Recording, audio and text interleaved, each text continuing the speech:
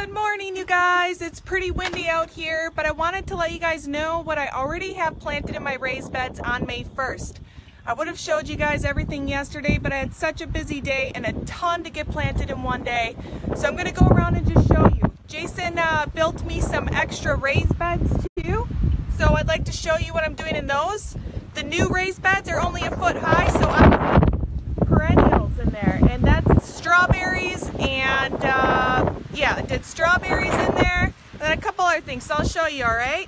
Here, I'm going to switch you around here. Here we go. So I know it's windy, so there may be some wind noise that might get a little annoying, so I apologize. I know it doesn't look like much out here right now, but this bed here, I've got part onions. We've got the red onions. Over here, I've got some carrots. It's blank. I directly sowed them. I sowed them about an inch down, and about I just sprinkled them because if you've ever planted carrot seed, you know that it's very fine and little, just like I did last year. Last year I did full-size carrots. This year I did snack sticks, the little bit smaller ones, but not the babies. And then down over here I did just a little patch of peas. So as the peas grow, I don't need to trellis them because I did a non-climbing pea. So they're more bushy rather than upright and climbing. So I don't have to do any trellising. Here are the potatoes. I showed you guys the video on my first year growing potatoes, so I'm really excited to see what happens here. As potatoes grow, you need to keep mounding them with dirt, which I'll show you that as we go on through the season. Over here, this is pretty much just an empty box for now. I just added a few little onions here. I left some room here for some flowering annuals. Be sure to leave spaces in between, you guys, for flowering annuals. Annuals that can, you know, pretty much stop, you know, bad bugs and deter pests. But I don't just use those kinds of annuals. I'll show you what I use this year too, more specifically, because I also like color. I like things to attract bees, butterflies, hummingbirds. Over here I have another batch of onions. These are just going to be some yellow Spanish onions. And then over in here is a bigger batch of the peas, the non-trellising peas, which is really nice because in that way you don't have to add a trellis. So over here I did, these are my 4 new boxes that Jason built for me here. He put all the soil in, but I'm going to take a little credit because yesterday I was dumping soil in these guys too, so now I got a bad back. So I deserve some credit there, right you guys? All right, so in here you can hardly see, but I'm going to get up close. These are my asparagus roots. You can get asparagus in now, and you will be ending up harvesting these in about July. And then once you harvest them, you'll harvest them again in fall, so they just keep giving.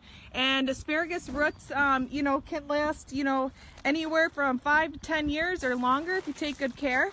And I realized that if they're only a foot high raised bed, they will return. I did some experimenting last year, my 2-foot raised beds, and actually everything grew back even in the 2-foot high raised beds. Over here are some of my strawberries. These are going to be the everbearings, the ones that just give back all year. Everbearing strawberries are strawberries that keep producing all year round, but you need to keep picking them, otherwise they will stop producing. All right, and then over here I have a new kind of a variety of strawberry. It's a June bearing. So June bearing means that you're just going to end up with one big batch in the month of June, late June, early July. So around then. And then that's the only time they produce, but they get the bigger strawberries. Along with over here, these are also June bearing. I like to do the June bearing because they give a lot at one time. You can freeze them and then just have a small little batch of the everbearing for the kids. You know, the kids, they love to snack.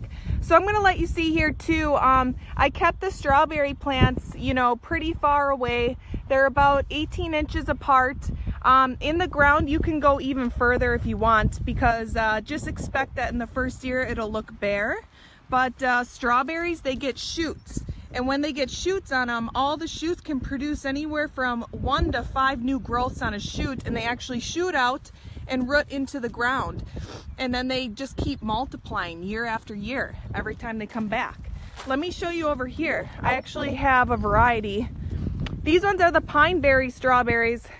They don't look like much. They actually look kind of brown, but as you can see, there's some little growth here. Now these are the shoots I was talking about. With these shoots here, they end up getting more than one growth on them. So they shoot out and then they start rooting into the ground, and that's how they just keep multiplying. So these ones I actually pulled from my 2-foot raised bed, so they actually returned. So I'm gonna go ahead with these pine berries. If you're wondering what the heck those are, pine berries are supposed to be a strawberry that tastes like a strawberry and pineapple flavor, and they are white. So I've been really excited. I haven't had any yet, okay, so I can't tell you if that's for sure how they taste, but I will definitely be trying those for you guys. And then over here, we're just getting some gardens ready. As you can see, I still have some soil there because I still need some to put into these boxes over here.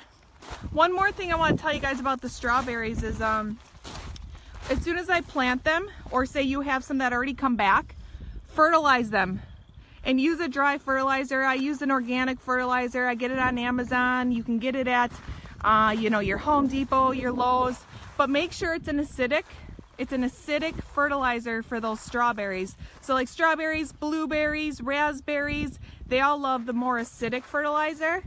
I'm not a pure organic grower, but I don't like to spray anything or put any chemicals on my plants once they're grown. Okay, so now over here, as you can tell, I still got a couple beds to clean up. This is tomatoes, peppers, and then we're gonna do herbs over here, a few fall crops with the broccoli, cabbage, all that good stuff, and flowering annuals mixed in between because we get a ton of hummingbirds with all the flowering annuals. We have a lot of stuff coming back over here in the garden. It doesn't look like much, I know. But come on guys, we had snow 2 weeks ago, so everything's a little behind. I want to also show you the raspberry patch. If you're planting raspberries for the first time, or yours are returning, be sure to fertilize them right now as well. That will give them a boost them up so you get good raspberries, right guys? So as you see, this is a raspberry plant, but now they're multiplying all the way around here. You see that, you guys? They're looking pretty good. They actually expanded a ton over here. I wasn't expecting that within the second year, but you know what? I'll take it. I'll let it fill in this whole area. I really don't care because this is part of the garden oasis. So my kids love raspberries. They're little stinkers when it comes to raspberries. In the snow, they check for raspberries. They think raspberries are gonna be there in the snow, but well, we let them think what they want to think, right? All right, so over here, this is the garden that we're gonna throw and flow in all the extras. We're gonna work this up within the next week. I'm gonna do another huge batch of peas. I know you guys are like, what the heck are you doing with all those peas? Yuck, but to us, they are gold. We love peas, and so do the little ones, so that's really good. And we love them fresh.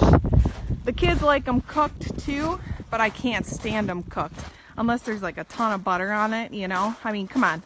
Who doesn't love butter? But in the summertime, we got to cut back on that a little bit. Well, do we?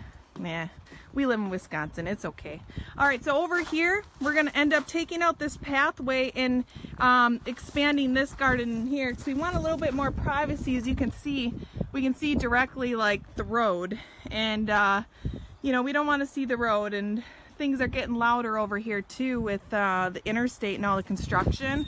And especially with Foxconn too, things are just starting to build up, so you can really hear the whistle of the interstate. So we're not loving that, but just keep putting trees and try to block it naturally. All right, so that concludes the raised bed tour for the morning. And what I've been doing so far, we'll be getting the beautiful garden lights up so I can work later this time of year. So within the next few weeks, this whole area will look completely different than right now. But today I'm going to go and finish up my Parade of Homes model selections. So I will fill you in on what we're selecting there. And that'll be it. Alrighty.